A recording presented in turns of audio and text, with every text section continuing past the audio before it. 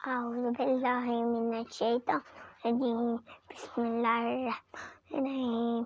إنا أعطيناك الكوثر فصل لربك وانحر إن شانئك هو أبتر.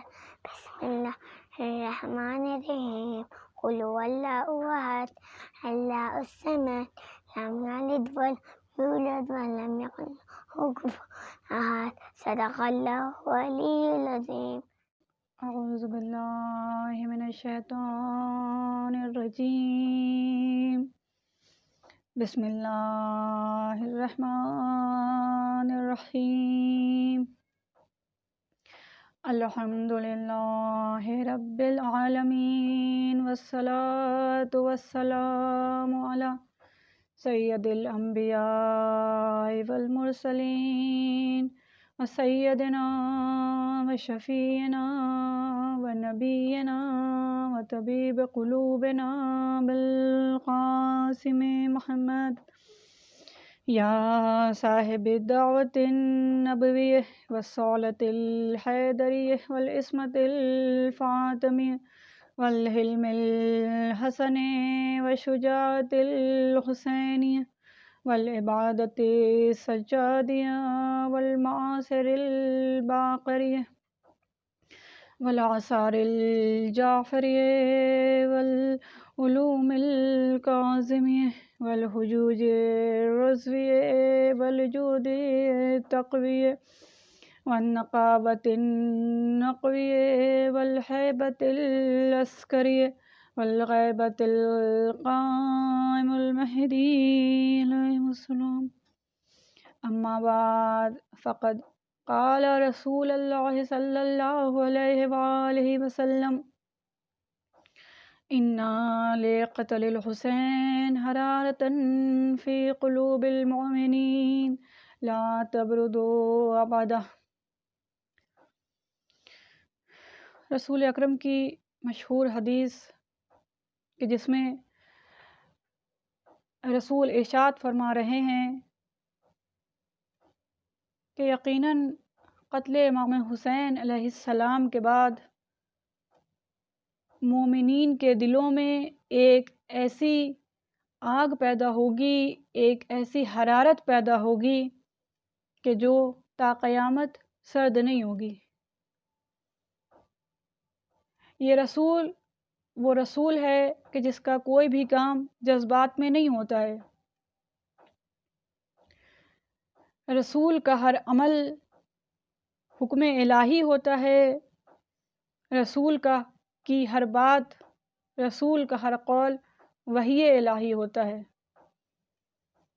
رسول جو بھی کرتے ہیں بعنوان پیمبر کرتے ہیں، صرف اور صرف حسنین کے نانا ہونے کی حیثیت سے نہیں کرتے، صرف اور صرف جناب فاطمہ زہرا سلام اللہ علیہا کے بابا ہونے کی حیثیت سے نہیں کرتے، صرف اور صرف محمد عربی ہونے کی حیثیت سے نہیں کرتے. یہ رسول جو کچھ بھی کرتے ہیں، یہ رسول جو بھی عمل انجام دیتے ہیں بعنوان پیمبر انجام دیتے ہیں، بعنوان رسول انجام دیتے ہیں. وہ رسول اپنی حدیث میں ارشاد فرما رہا ہے کہ حسین کے قتل ہونے کے بعد مومنین کے دلوں میں ایک ایسی حرارت پیدا ہوگی کہ جو کبھی سرد نہیں ہوگی. اور یہ حدیث اس وقت ثابت ہو گئی کہ جب دنیا کے تمام دشمنوں نے اپنی پوری کوشش کر ڈالی کہ عزاداری کو کسی بھی طرح سے روک دیا جائے، عزاداری کو ختم کر دیا جائے. آج سے نہیں بلکہ گزشتہ زمانوں کا بھی اگر ہم مشاہدہ کرتے ہیں تو ہم یہی دیکھتے ہیں کہ جو بھی حکومتیں آئیں، چاہے وہ بنی عباس کی حکومت ہو، بنی امیہ کی حکومت ہو، چاہے وہ صدام کا زمانہ ہو، ساری حکومتوں نے اپنے تمام اقتدار کو، اپنی تمام دولتوں کو صرف اور صرف اس لیے خرچ کر دیا، صرف اور صرف اس لیے جھونک دیا کہ عزاداری امام حسین علیہ السلام ختم ہو جائے. امام حسین علیہ السلام کی عزاداری کو بند کر دیا جائے، غم حسین کو بند کر دیا جائے، غم حسین منانے نہ دیا جائے، زیارت حسین کے لیے کوئی جا نہ سکے، نام حسین کو دنیا سے ختم کر دیا جائے۔ لیکن عزیزو، حکومتیں زیر و زبر ہو گئیں، دولتیں ختم ہو گئیں، لیکن نام حسین کل بھی باقی تھا اور آج بھی باقی ہے اور ہمیشہ باقی رہے گا۔ عزاداری امام حسین علیہ السلام کل بھی باقی تھی، آج بھی باقی ہے اور تا قیامت باقی رہے گی۔ حکومت نے ساری کوششیں کر ڈالی، لیکن عزاداری نہ کل بند ہوئی تھی اور نہ آج بند ہوئی اور نہ کل بند ہوگی، تا قیامت یہ عزاداری ہم مناتے رہیں گے۔ آج کے اس پرآشوب زمانے میں، آج کا ایسا ماحول کہ ہر انسان خوف زدہ ہے، ہر انسان ہراساں ہے، لیکن وہ شدت کہ جو مومنین کے دلوں میں ہے باقی، وہ حرارت کہ جو غم حسین سے مومنین کے دلوں میں پیدا ہوئی، اس نے اتنی وسعت پیدا کر دی، اس عزاداری میں اتنی وسعت پیدا کر دی کہ اتنے پرآشوب ماحول میں بھی، اتنے خراب زمانے میں بھی کہ دنیا کا سارا نظام رک گیا ہے، دنیا کا ہر کام روک دیا گیا ہے، لیکن نہیں رکی تو عزاداری امام حسین علیہ السلام نہیں رکی۔ کل تک اگر ہم عزاخانوں میں جا کر مجلس عزا کر لیا کرتے تھے، لیکن آج اس ماحول میں بھی ہم اپنے گھر میں فرش عزا بچھا رہے ہیں اور آج ہر انسان بانی فرش عزا ہو گیا۔ ماشاءاللہ ہر گھر میں ہر لوگوں نے مجلسیں کی، چند لوگوں میں مجلسیں ہوئیں لیکن عزاداری رکی نہیں۔ تو عزیزو، رسول نے جو یہ حدیث فرمائی تھی کہ مومن ہونے کی پہلی دلیل یہ ہے کہ اس کے دل میں غم حسین سے ایک ایسی حرارت پیدا ہوگی جو تا قیامت سرد نہیں ہوگی۔ عزیزو، خداوند عالم نے امام حسین علیہ السلام کو کچھ خصوصیات ایسی دی ہیں کہ جو نہ اس سے پہلے کسی نبی اور ولی کو دی اور نہ ان کے بعد کسی کو دیا، اور وہ صرف اور صرف اس لیے دیا کہ امام حسین علیہ السلام نے عظیم قربانی پیش کی کربلا میں۔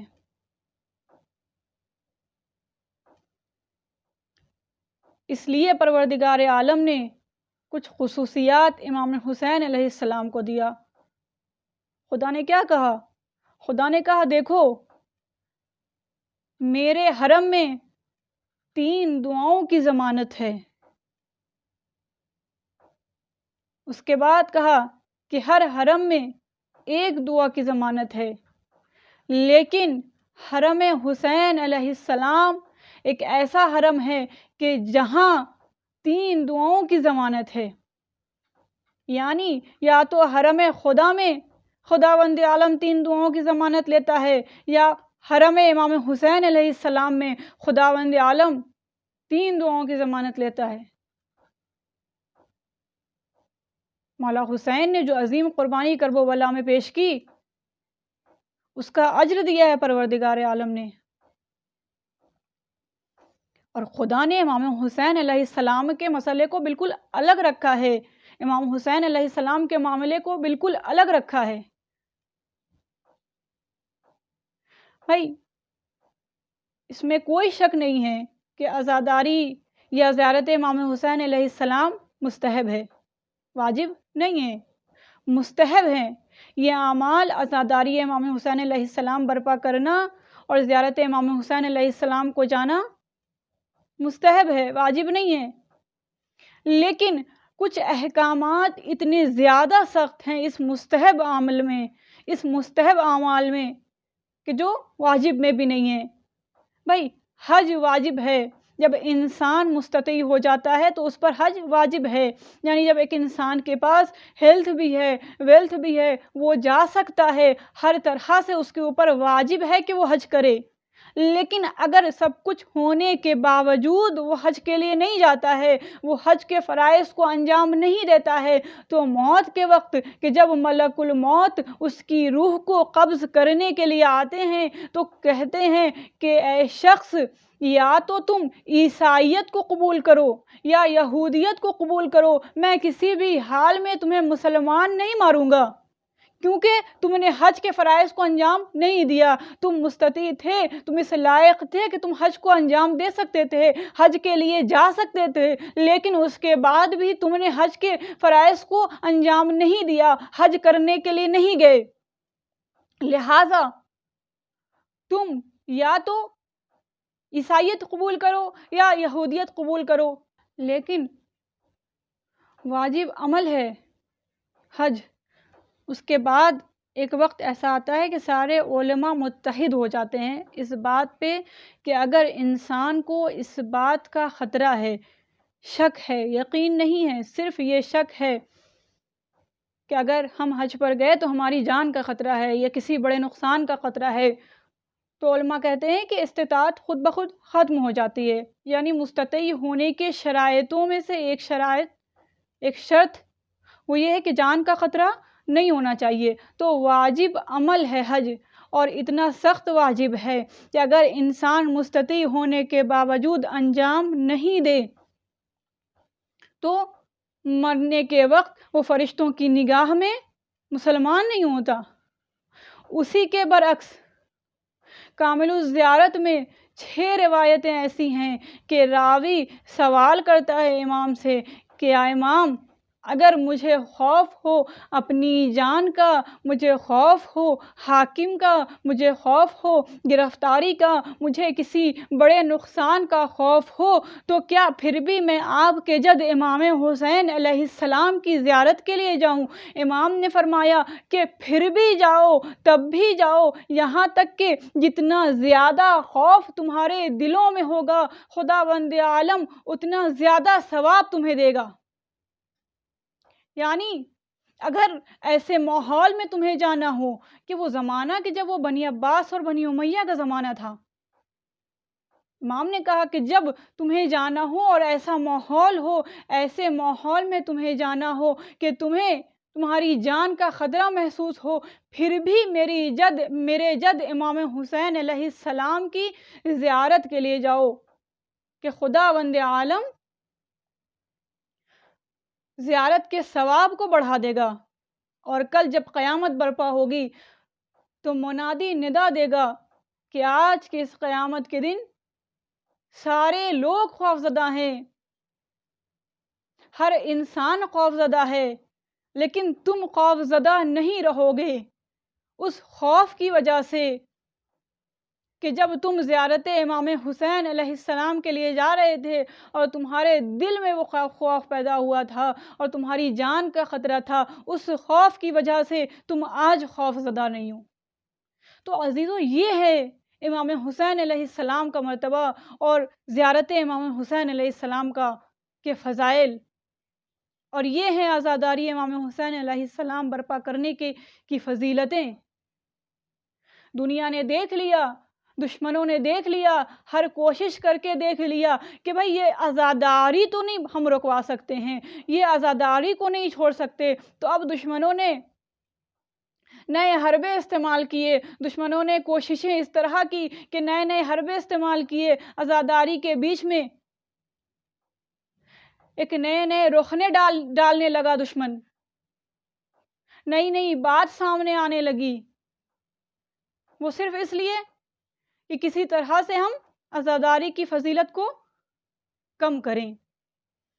لیکن رسول اللہ کا وعدہ ہے کہ مومن کے دلوں میں ایک آگ پیدا ہوگی جو کبھی سرد نہیں ہوگی، اس رسول کا وعدہ ہے، تو پھر کس طرح سے یہ کم ہو سکتی ہے اور کس طرح سے فضیلت عزاداری کو ہم کم کر سکتے ہیں؟ پروردگار عالم نے جو خصوصیات امام حسین علیہ السلام کو بخشی، اس میں سے چند خصوصیات میں بیان کرتی ہوں۔ دیکھیں، رسول اللہ کے وہ عظیم رسول کہ جس پر رسالت ختم ہو گئی، رحمت للعالمین، اس رسول کے قبر کی مٹی کھانا جائز نہیں ہے، امیر المومنین علی ابن ابی طالب کے قبر کی مٹی کھانا جائز نہیں ہے، امام حسن علیہ السلام کے قبر کی مٹی کھانا جائز نہیں ہے، یہاں تک کہ کسی بھی انبیاء کے قبر کی مٹی کو کھانے کی اجازت نہیں دیا ہے، صرف اور صرف امام حسین علیہ السلام کے قبر کی مٹی کھا کے شفا ہو گئی۔ یہ خصوصیت ہے جو خدا نے صرف امام حسین علیہ السلام کو دی ہے۔ اور کیوں نہ دے خدا کہ حسین نے ایک ایسی عظیم قربانی کربلا میں پیش کی کہ جس قربانی کو دینا، کہ جس قربانی کو کرنا اتنا آسان نہیں تھا۔ چھٹے امام جعفر صادق علیہ السلام ارشاد فرما رہے ہیں، امام کے الفاظ ہیں کہ کربلا کی زمین وہ زمین ہے کہ جو مکہ مکرمہ سے کہتی ہے کہ یقیناً تمہارے پاس کعبہ ہے، لیکن تم ناز نہ کرنا کیونکہ ہمارے پاس وہ حرم ہے، وہ شخصیت ہے، وہ ہستی ہے کہ جس نے کعبے کی حرمت کو بچایا۔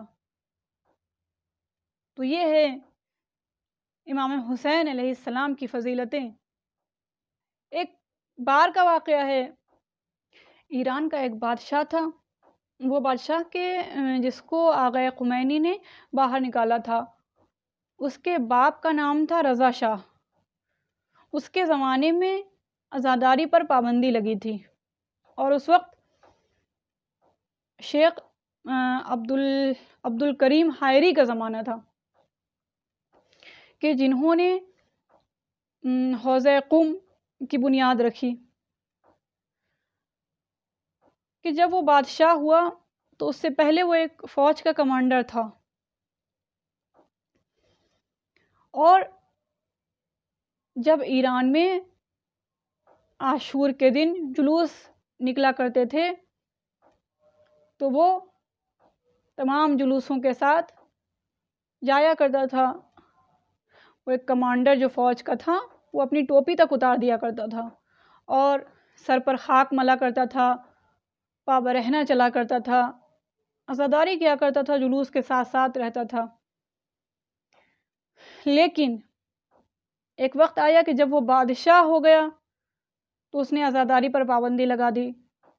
اب لوگ پریشان ہو گئے کہ بھائی جو انسان کل تک اس قدر عزاداری کیا کرتا تھا، جلوس کے اہتمام کیا کرتا تھا، جلوس کے ساتھ ساتھ چلتا تھا، سروپا برہنہ چلتا تھا، سر پہ خاک ملا کرتا تھا، وہ شخص کس طرح سے عزاداری پر پابندی لگا سکتا ہے؟ لوگ چھپ کر گھروں میں رہ کر عزاداری کیا کرتے تھے۔ تو پتہ چلا کہ اس کا یہ عمل جو تھا وہ امام حسین علیہ السلام کے لیے نہیں تھا، بلکہ اپنے مقاصد کے فائدے کے لیے تھا۔ اپنے مقصد کو پورا کرنے کے لیے وہ یہ ایسا عمل انجام دیا کرتا تھا۔ تو عزیزوں، میں یہ کہوں گی کہ صرف کسی ایک عمل سے انسان کے متاثر نہیں ہوا جاتا، یا صرف ایک عمل سے انسان کے متاثر نہیں ہوا کرتے ہیں۔ ہم پر ضروری ہے کہ ہم تاریخ کا مطالعہ کریں اور ہم یہ دیکھیں کہ اس انسان کی آخرت کہاں جا رہی ہے، عاقبت کہاں لے جا رہی ہے اس کو۔ تو بہرحال جب اس کا علم شیخ عبد الکریم حائری کو ہوا تو وہ بہت پریشان ہوئے، اور ظاہر ہے کل تک وہ شخص اتنے اچھے سے عزاداری کے مراسم کو برپا کرتا تھا۔ تو آغا شیخ عبد الکریم حائری کے پاس ایک شخص آیا، اور جب آغا نے اس سے یہ بات بتائی تو اس نے کہا کہ اس میں پریشان ہونے والی کون سی بات ہے؟ اس نے صرف مستحب کو روکا ہے جو عمل مستحب ہے صرف اس پر پابندی لگائی ہے، ورنہ مسجدیں آج بھی کھلی ہیں، نمازیں پڑھی جا سکتی ہیں، مسجدوں میں جایا جا سکتا ہے، روزہ رکھا جا سکتا ہے، حج پر جا سکتے ہیں، زکوٰۃ دیا جا سکتا ہے۔ اس نے صرف اور صرف اس مستحب عمل پر پابندی لگائی ہے، صرف اور صرف عزاداری پر پابندی لگائی ہے۔ تو عزیزو، شیخ عبد الکریم حائری نے کیا جواب دیا؟ آغا حائری نے یہی جواب دیا کہ دیکھو، یقیناً یہ مستحب عمل ہے، لیکن یہ ایسا مستحب ہے کہ جس نے تمام واجبات کی حفاظت کی ہے۔ یہ عمل خود میں تو مستحب ہے، لیکن تمام واجبات کا محافظ ہے، تمام واجبات کا محافظ ہے۔ یہ عمل، یہ خود مستحب تو ہے، لیکن اس نے تمام واجبات کی حفاظت کی ہے۔ تو بس عزیزو، یہ عزاداری کی جو فضیلتیں ہیں اس کو ہم بیان نہیں کر سکتے۔ یہ زیارت امام حسین علیہ السلام، اتنی فضیلتیں ہیں اس کے اندر کہ انسان اس کو بیان نہیں کر سکتا۔ اور کربلا کی اس عظیم قربانی کے بعد، کربلا میں وہ عظیم قربانی کے جو امام حسین علیہ السلام نے پیش کی، خداوند عالم یہ تمام خصوصیات کہ سب سے افضل اور سب سے برتر امام حسین علیہ السلام کو قرار دیا۔ ہاں عزیزو، کیوں روز عرفہ کے دن خانہ خدا کی زیارت کا ثواب زیارت امام حسین علیہ السلام کے برابر ہے؟ اس میں کوئی شک نہیں ہے کہ جو مکہ اور جو کعبے کی حرمت ہے، جو کعبے کی عظمت ہے، وہ جناب ابراہیم علیہ السلام کی تعمیر کرنے کی وجہ سے ہے۔ لیکن وہ ابراہیم کہ جب خدا کی طرف سے حکم ہوا کہ اپنے فرزند کو خدا کی راہ میں قتل کرو، تو جب اپنے فرزند کو قتل کرنے چلے تو جناب ابراہیم نے اپنی آنکھوں پر پٹی باندھ لی، لیکن وہی حسین جب حکم خدا سے اپنی اولاد کو قتل کرنے کے لیے بھیج رہا ہے تو اپنی آنکھوں پر پٹی نہیں باندھتا۔ ہاں عزیزو، کربلا وہ زمین ہے کہ جس نے فخر ابراہیم، فخر اسماعیل کو اپنے سینے میں چھپا رکھا ہے۔ عزیزو، بس چند جملے مصائب کے اور آپ کی زحمت تمام۔ عزیزو، جب 3 شعبان کو جناب زہرا سلام اللہ علیہا کے چمن میں ایک پھول کھلا، ماں کی خوشی کا ٹھکانہ نہیں تھا۔ رسول اللہ تشریف لائے، بچے کو اپنی گود میں لیا اور گود میں لینے کے بعد مسکرائے۔ جناب جبرائیل نازل ہوئے، محضر نامہ سنایا۔ رسول اللہ کی آنکھوں سے آنسو جاری ہو گیا۔ جناب فاطمہ زہرا سلام اللہ علیہا تڑپ گئیں۔ بابا کیا ہوا؟ آپ کیوں رونے لگے؟ بابا آپ میرے بچے کو دیکھ کر گریہ کیوں کرنے لگے؟ رسول اللہ نے چھپانا چاہا کہ ماں کا دل ہے یہ خبر سن کر تڑپ جائے گی، لیکن ماں کی ممتا بے قرار ہوئی۔ کہا ہے بابا آپ کو زہرا کی عظمتوں کا واسطہ، آپ کو زہرا کے حق کا واسطہ کہ بتائیے آپ کیوں گریہ کرنے لگے؟ ایک مرتبہ رسول اللہ نے کہا ہے بیٹی تیرا یہ لال 10 محرم کو کربلا کے میدان میں بھوکا پیاسا شہید کر دیا جائے گا۔ جیسے ہی جناب فاطمہ زہرا نے یہ سنا تاب ضبط نہ رہی، تڑپ کر رونے لگی۔ کہا ہے بابا کیا اس وقت ہم ہوں گے جو حسین پر گریہ کریں گے؟ کہا نہیں بیٹی تو اس وقت نہیں ہوگی۔ کہا اے بابا کیا آپ ہوں گے؟ کہا میں بھی بھی نہیں ہوں گا۔ کہا ہے بیٹی اس وقت علی بھی نہیں ہوں گے، حسن بھی نہیں ہوں گے۔ ایک مرتبہ بی بی نے سوال کیا بابا تو پھر میرے لال پہ روئے گا کون؟ رسول اللہ نے جواب دیا اے بیٹی غم نہ کرو، خدا ایک ایسے گروہ کو پیدا کرتا رہے گا کہ جس کی عورتیں میری عورتوں پر گریا کریں گی، کہ جس کے مرد میرے مردوں پر روئیں گے، کہ جس کے بچے میرے بچوں کی عزا کریں گے۔ ہاں عزیزو، جب 10 محرم کو کرب و بلا میں زہرا کا گھر اجڑ گیا، لیکن ظالموں کو اتنا ظلم ڈھانے کے بعد بھی تسلی نہ ہوئی۔ قتل حسین کے بعد ظالموں نے آل رسول کو قید کیا، آل رسول کو اسیر کر کے بے کجاوا اونٹوں پر دیار بدیار پھرانے لگے۔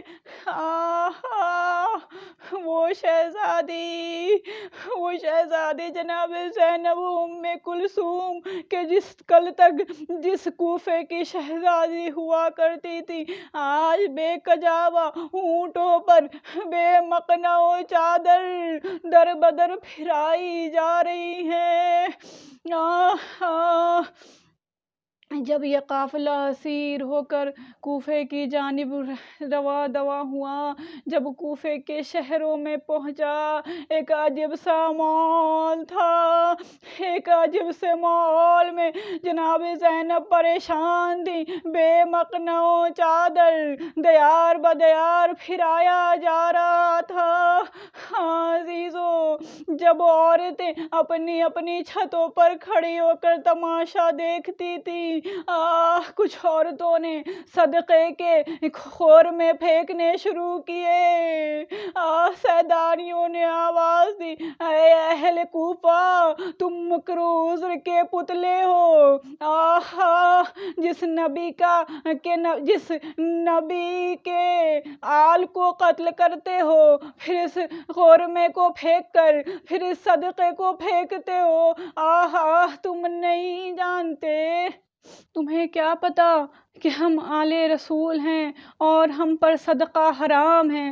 روایت بتاتی ہے کہ جب اسیران اہل حرم کوفے کی گلیوں سے گزر رہے تھے تو سرہائے شہداء نیزوں پر آگے آگے تھے، بیبیوں کا قافلہ پیچھے پیچھے تھا۔ ایک وقت وہ آیا کہ جب خولی نے سر حسین جناب زینب کے اونٹ کے قریب لے آیا، بہن نے جیسے ہی بھائی کا کٹا ہوا سر دیکھا، خدا کسی بہن کو یہ دن نہ دکھائے، جو ہی جناب زینب نے اپنے بھائی کا کٹا ہوا سر دیکھا تڑپ گئی۔ اے میری ماں کے چاند، اے میری ماں کے چاند، تو کس طرح غروب ہو گیا؟ اے میرے بھائی، اب تو ہی بتا زینب کس طرح زندہ رہے؟ اے میرے بھائی، اب تو ہی بتا، میں سغرا کو کیا جواب دوں گی؟ ہاں عزیزو، جب اس قافلے کا گزر ایک ایسی گلیوں سے ہوا کہ عورتیں چھتوں پر بیٹھی تماشا دیکھ رہی تھی، ایک مرتبہ ایک عورت کہ جس کے دل میں محبت اہل بیت تھی، جب اس نے قافلے کا یہ حال دیکھا تو پریشان ہو گئی۔ جب جناب زینب کا یہ عالم دیکھا تو مضطرب ہو گئی۔ ہاں عزیزو، جب جناب سکینہ کا یہ حال دیکھا تو اس سے رہا نہ گیا، اور آئی نیچے آنے کے بعد جناب زینب سلام اللہ علیہ کے اونٹ کے قریب آئی اور کہا اے بی بی، یہ بچی تو بہت بیمار لگتی ہے۔ جناب زینب نے کہا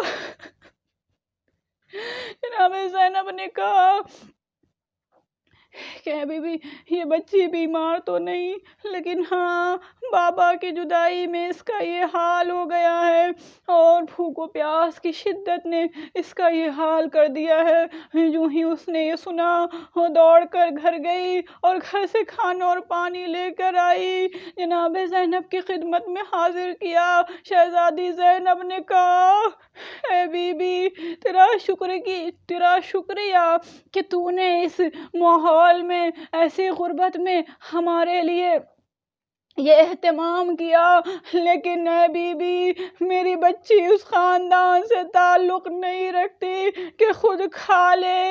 ہاں عزیزو، جب اس سیدانی نے یہ سنا، جب اس بی بی نے یہ سنا تو جناب زینب سے بہت ضد کرنے لگی، اور جب جناب زینب نے اس کی اس ضد کے باوجود بھی جناب زینب نے اس کھانے کو قبول نہیں کیا، تو ایک مرتبہ اس بی بی نے کہا کہ اے بی بی میں 2 حاجتیں رکھتی ہوں، میں نے یہ سنا ہے کہ یتیم کی دعا بارگاہ الہی میں جلد قبول ہوتی ہے، تو اپنی اس بچی سے کہے کہ میرے لیے 2 دعائیں کر دے۔ جناب زینب نے کہا اے بی بی اپنی حاجت بتاؤ، اگر خلاف شرع نہ ہوگی تو میری بچی ضرور دعا کر دے گی۔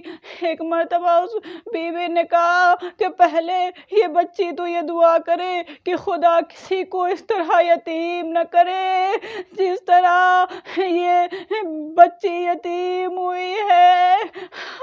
جناب سکینہ نے دعا کی۔ ایک مرتبہ اس نے کہا اے بی بی میری دوسری حاجت یہ ہے کہ میں مدینے جاؤں، اور مدینے کا نام جیسے ہی جناب زینب نے سنا تڑپ گئی، بے چین ہو گئی۔ اب جو اپنے بال کو چہرے سے بالوں کو ہٹا کر دیکھا تو غور کیا، اور غور کرنے کے بعد پہچان گئی کہ یہ بی بی کی آزاد کردہ کنیز ام حبیبہ ہے۔ ایک مرتبہ شہزادی زینب نے سوال کیا اے بی بی مدینے جا کر کیا کرے گی؟ مدینے جا کر کیا کرے گی؟ اس نے جواب دیا اے بی بی کیسی باتیں کرتی ہیں، وہاں میرے مولا حسین علیہ السلام ہے، میری شہزادی جناب زینب سلام اللہ علیہا ہے۔ شہزادی نے کہا اے بی بی کیا تو زینب کو دیکھے گی تو پہچان لے گی؟ کہا بھلا کیوں کر نہ پہچانوں گی کہ جس کی خدمت میں ساری زندگی گزری ہے۔ ایک مرتبہ شہزادی نے اپنے چہرے سے بالوں کو اٹھایا، کہا اے ام حبیبہ تو نے کہا پہچانا؟ انا زینب میں ہی زینب ہوں۔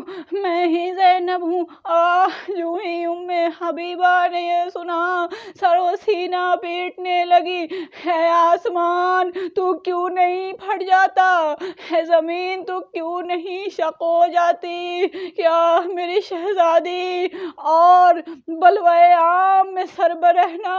پھر جناب زینب سے پوچھا اے شہزادی میرے مولا عباس کہاں ہے؟ ہم شبیہ پیغمبر علی اکبر کہاں ہے؟ مولا حسین کہاں ہے کہ یہ حال ہو گیا؟ ایک مرتبہ جناب زینب نے کہا اے بی بی کس کو پوچھتی ہو؟